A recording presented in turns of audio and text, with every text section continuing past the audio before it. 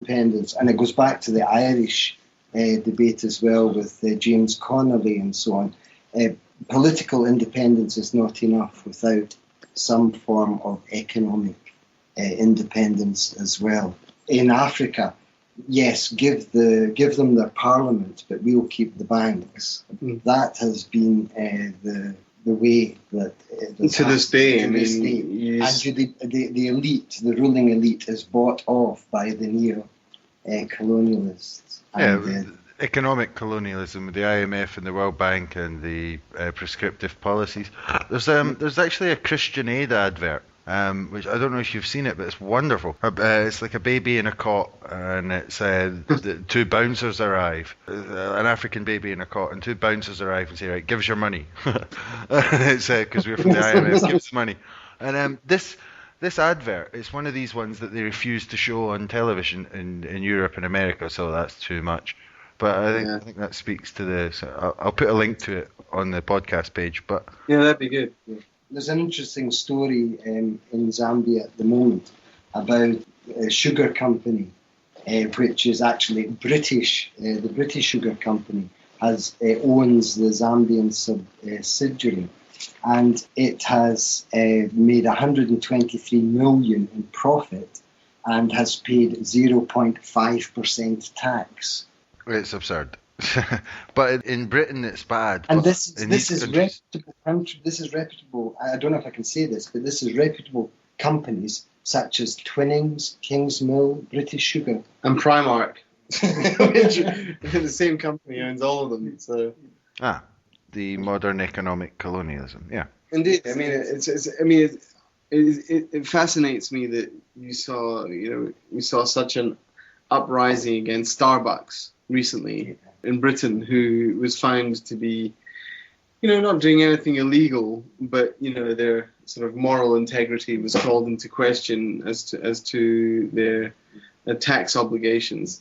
And it's the same with these guys in Zambia.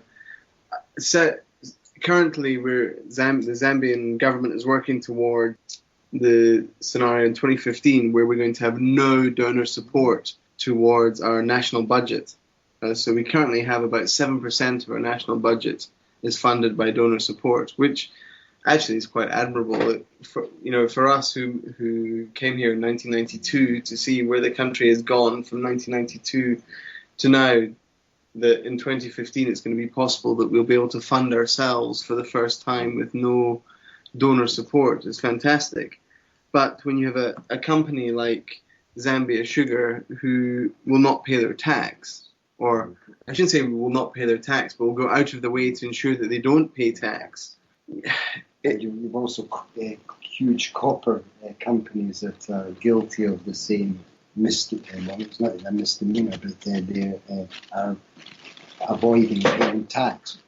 Yes, legally they don't need to do it, I suppose, but that's because the legislature and the executive is not strong enough to change the tax laws so that they do pay a reasonable amount. Mm-hmm. And these are sort of common stories, but stories that there's so many of them that very many of them don't make the news at any given point. You might see one or two, and if you really look, you can find them. So I think it's very important that we get these stories out. And on that theme of stories that don't make the news a lot, there's lots of independence struggles around the world going on. We know about, there's a lot of people in Quebec, although they, it's not full support. There's Catalonia, there's the Basque region. But there's a lot of groups in Africa looking for independence at the moment, and new countries. There's recently South Sudan, and there's been other places. Do you know anything about what's going on in your area, like local African independence movements? Because if you look at the map of Africa, if you look at the map of Africa, it's an old joke, but wasn't it nice of all the tribes and cultures to align themselves on those neat ruler lines? It was amazing how they did that. It's fantastic. But I mean, what local knowledge do you have of local struggles going on? We actually live in a very sensitive area as far as Zambia goes at the moment. So we'll say what we can about it. But when Zambia gained its independence, Zambia was considered a as part of the Rhodesian Federation. So you had Southern Rhodesia, which was Zimbabwe.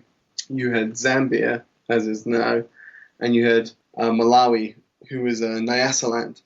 And then, as part of Zambia, you had a separate protectorate called Barotseland, which is where we are at the moment, which has become Western Province of Zambia.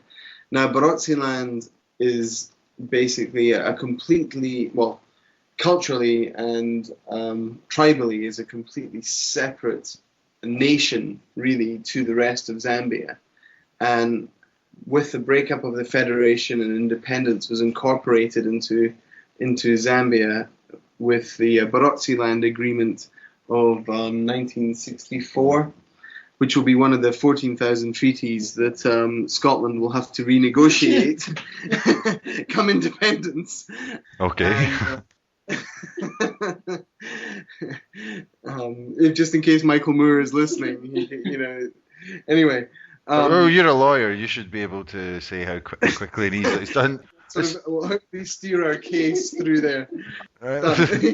Anyway, hopefully that puts at least one of the, at least there's only 13,999 to renegotiate now. Going back to the original point. So you have this separate culture, which is actually originally from Lesotho, who I know a lot of people will know of King Shaka, and if you remember Rorke's Drift, and I think it was Michael Caine in Zulu, at the same time period, or a little bit before actually, the Makalolo were pushed up to escape from Shaka and Zulu imperialism, if you like, and settled in Barotseland and intermarried with the local tribes that were here that had actually come south from the Congo. And as a result, a completely separate nation was set up from all the other tribes that now make up modern-day Zambia. So there's a very strong sense of nationalism. There's a different language spoken. There's a different political culture. And the King Lewanika at the time of British Empire, Victorian expansion, was on the throne, and he successfully negotiated. He realized that he was going to be overrun by one colonial power, and he turned to the missionaries that were here at the time from the Paris Mission Society, Francois Coillard, and actually asked advice, said, look, which out of the Europeans would you recommend we jump into bed with, the Germans, the Belgians, or the Brits? Historically, that's not a marvellous choice. No. I mean, it's like, it's the lesser of all the evils, really.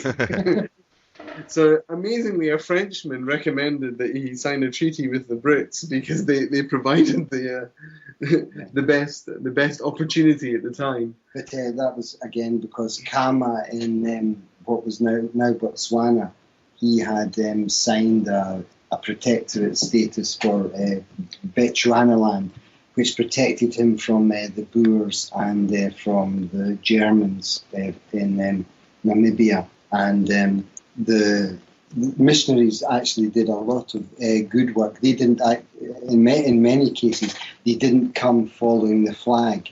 They were there to support the people and bring them to nationhood. There's a long tradition of that.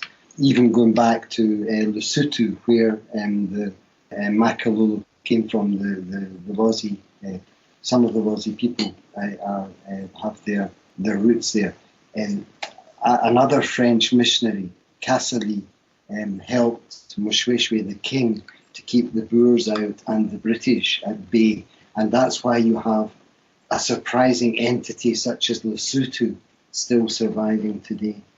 It's remarkable. There's a story that's a little bit more controversial than that. If you've ever heard of the St. Patrick's Battalion, I'd just like to get that story out there. This was a group of Irish who went to America. They had to leave Ireland and they went to the New World and were forced to fight for the American army to become citizens in the war against Mexico. But the brutality that they saw from the American army meant that they actually changed sides and started fighting for the Mexicans. And then were basically hunted down like dogs and killed to the last man. I don't know if you knew that little story, but No, it's interesting. To bring this into sort of the modern day era, it's quite fascinating being foreigners, I guess, in Barotseland at this time, to see, I suppose I should say Scottish foreigners in Barotseland at this time, to see the similarities of the Barotse freedom movement with our own independence aspirations. And it's not, I can't really compare them like for like, but the fundamental reasons behind why Barotseland or the Lawsy people or Western Province, or whatever you want to call it, are trying to seek independence are fundamentally the same reasons as to why we Scots feel that we should be independent. You know, it's a lack of fundamental respect, a lack of underdevelopment, a lack of opportunity, and being a minority as a minority sort of nation in a bigger state, you could say,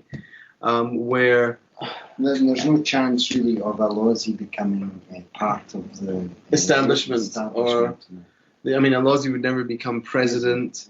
I suppose you can't really say that with Gordon Brown having been prime minister. That's what I was thinking there, but I think you're only allowed to be a Scottish Prime Minister or President if you give up any ideas about nationhood or those kind of things. Being Scottish. No, I agree with that. And that would probably happen. And that would happen here. Yes. But also, it's if you look at, I was in Lusaka, our capital, this week, and when I travel from Wandi to Lusaka, it's like going to a different country. The chronic lack of investment and underdevelopment that has been the plague of Barotseland since independence is chronic. Where you look at Lusaka and the Copper Belt, these statistics aren't fantastic, but you look at the